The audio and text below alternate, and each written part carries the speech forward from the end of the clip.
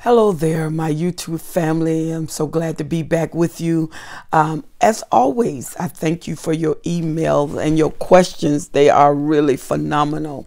And many of you are going through such trying times. I want you to know that you're not by yourself. There are people who understand, because it's a lot of confusion with the relationship sometimes when you encounter a narcissist. The behavior modes are so ecstatic until most people don't even believe that this occurrence is happening in your life, and you know more than anyone. And I'm here to address another question, which is a phenomenal question. And the question is, why won't he leave me alone? He bounces from me to another person and from me to someone else, but he always come back to me, and I am not even the primary source. So this is the tyranny of the secondary source. When you have a narcissist, most narcissists are very self-centered. Well, all narcissists are self-centered.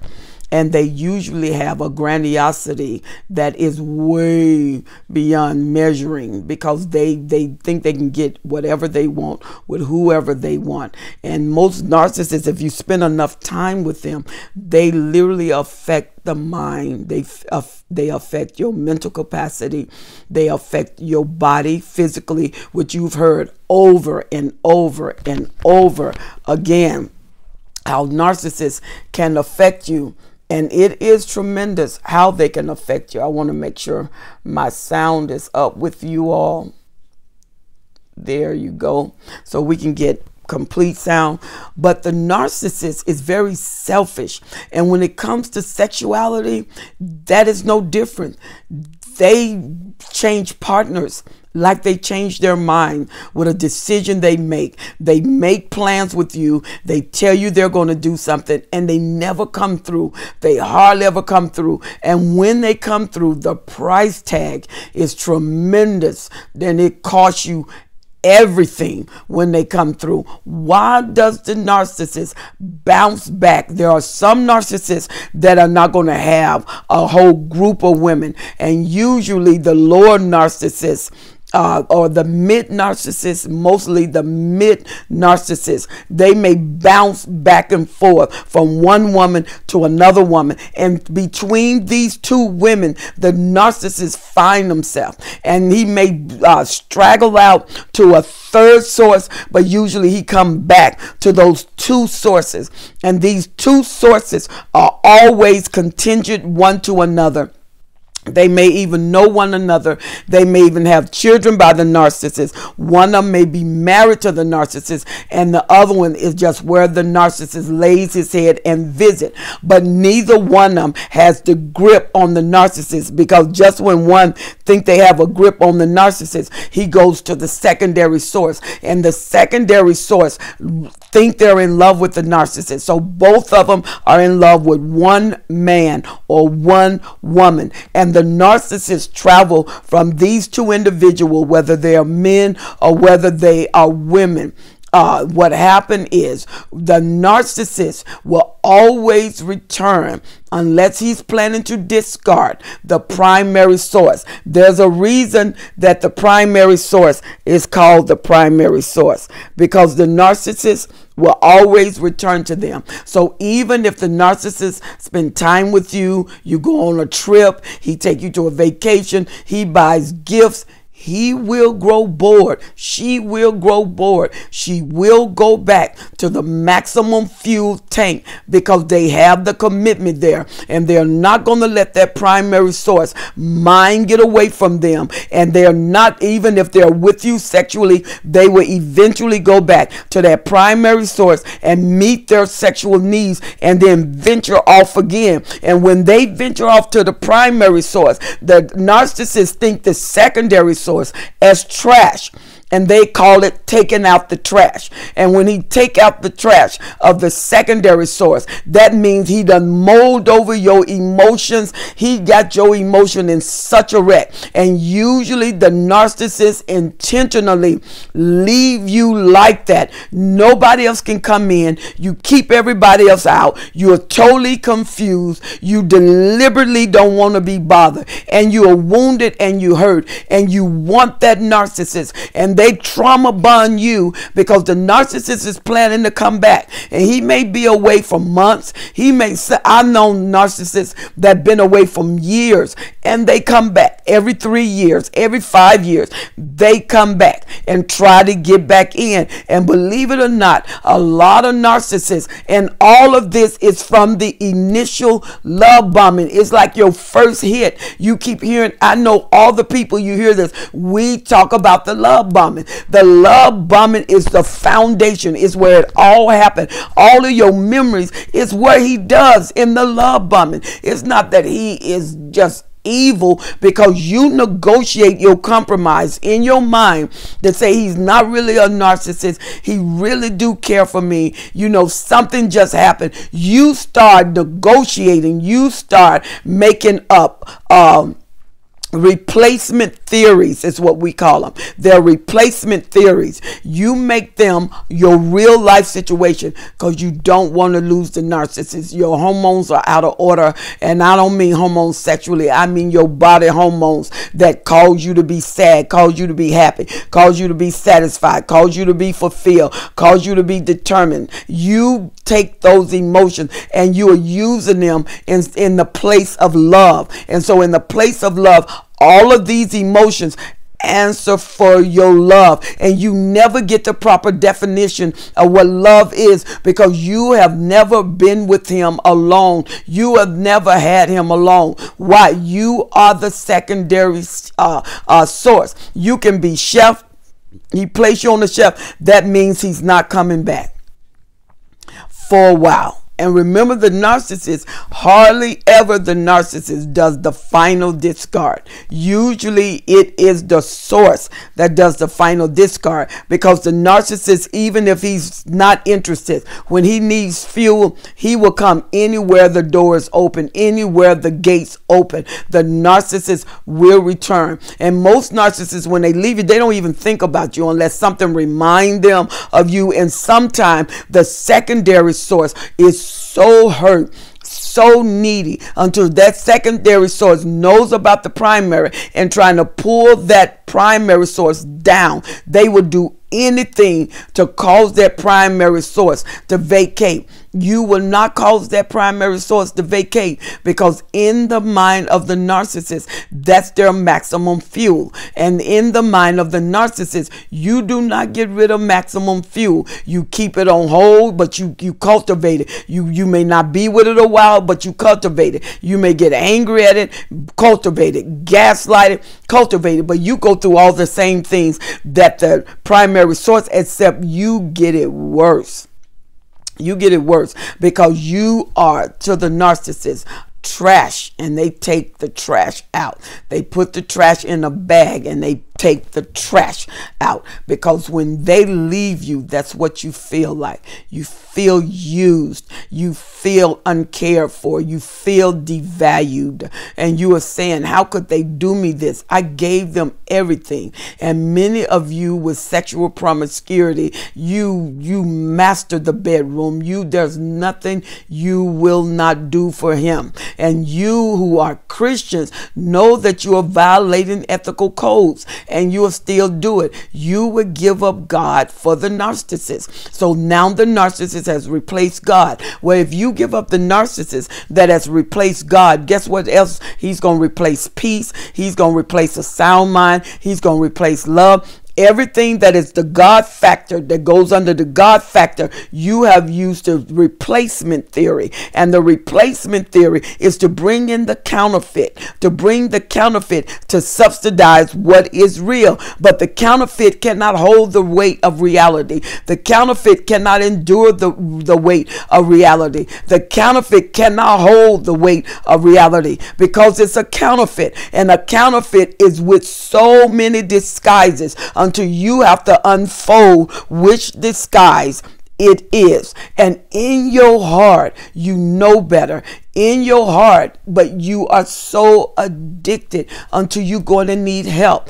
Do not despise getting help. When these hormones work, that's why you can see a narcissist. This boy looked like a bulldog twice, and the girl he's with is young and beautiful and vibrant, and you wonder how this guy do it. I mean, if you could find his teeth, if he has any, you know what I mean? And I mean, he is ugly, and he got this gorgeous woman beside him, or this woman looked like a mule, but this man is a hunk of fine. I mean, he's so fine, the definition turned backward would still equal him, you know. And then you wonder what's happened, because when you are around a narcissist, if you notice, you reach the point where you like being with them.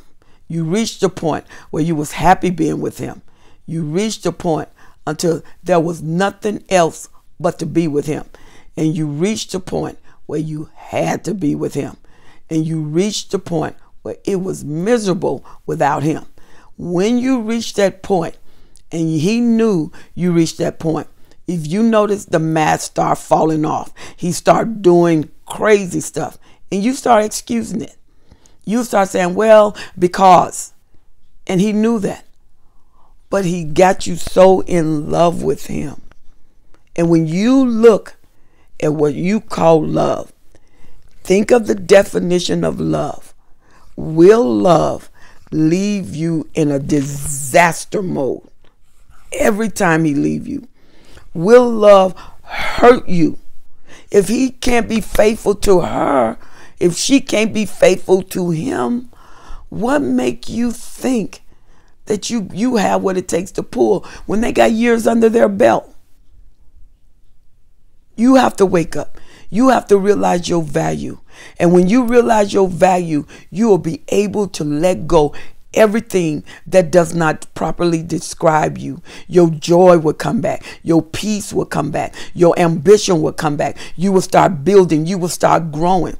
But you got to stop being the trash that he takes out. Because she is going to take the trash out. They are going back to the primary. The primary bark, they're going back. And if they think they're going to lose that primary, they're going to love bomb that primary. And that love bombing, oh my God, it seems like it gets better every time. Why? Because he has mirrored her. He has learned her. She has mirrored him. She has learned him.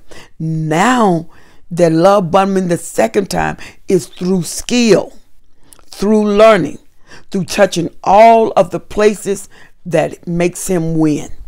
Touching all of the places that makes her win. She has the right words for your ears, the right touch for your body, the right feel for your heart, the right resistance for your determination to make you work for it. They make you work for them. And when you start investing your labor, investing your sacrifice, investing your time, you think you have to have it. You have to have it. You don't think you can breathe without them. You don't think you can live without them. You don't think that life is worth having without them. That's because the addiction has to be overturned. And even when you escape or they discard you, you have to spend enough time with wholeness with yourself so you can demagnetize. You have to demagnetize. You can't be with one narcissist and then you try to cover the hurt by going to someone else. Guess what you're going to get? Your magnet is a narcissist, because anybody else that really love you, you would think they were weak and you wouldn't want them because you have not been properly demagnetized. You withdraw. He may be a mid narcissist. Now you're drawing a greater narcissist, and those bad boys you don't want to deal with. If you can't handle the mid narcissist, you need to demagnetize, because you're going to draw greater and greater and greater until you draw something you cannot handle. The greater narcissist is very cunning. They're very studious. They're intelligent. Usually they don't practice their love making is off the chain. Their love bombing is off the chain. Usually they may be financially astute. They done accomplished some things, and they have been in so many relationships until they will no longer count them. So because they need all of that skill for you. And if you think the mid-narcissist controlled your mind, you don't want a greater narcissist. And what you need to do is, when you get discarded, when you escape, the discard may hurt. Get over it, but don't go back. Stay no contact. Stay in a no contact zone. Don't go back. No matter what they say, don't go back. Stay in a no contact zone. You are not trash, and you are secondary. And as long as you allow yourself to be secondary, you will never have another relationship. You can demagnetize and get someone that loves you, only you. They will adore only you. They will understand you, be with you, spend time with you, and they will count it an honor and a privilege every minute they spend with you. But every minute you spend with the narcissist, you are giving up your moment to really be loved. He's not going to let you go. Even when he discards you, that is not goodbye.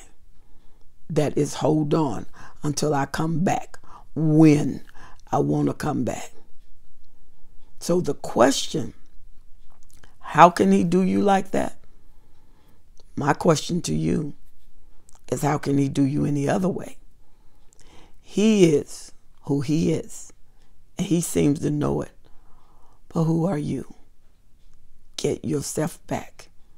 You don't have to be anybody's trash bin, and you don't have to be carried out like trash. Like the narcissist, take time with you to take you into a fake relationship that will never be real. You will never have them. His wife don't have him. Her husband don't have him. You are secondary. You are the one that always get the leftovers. After everybody has eaten, what's left is your meal. So when you stop being second place, first place things will happen in your life.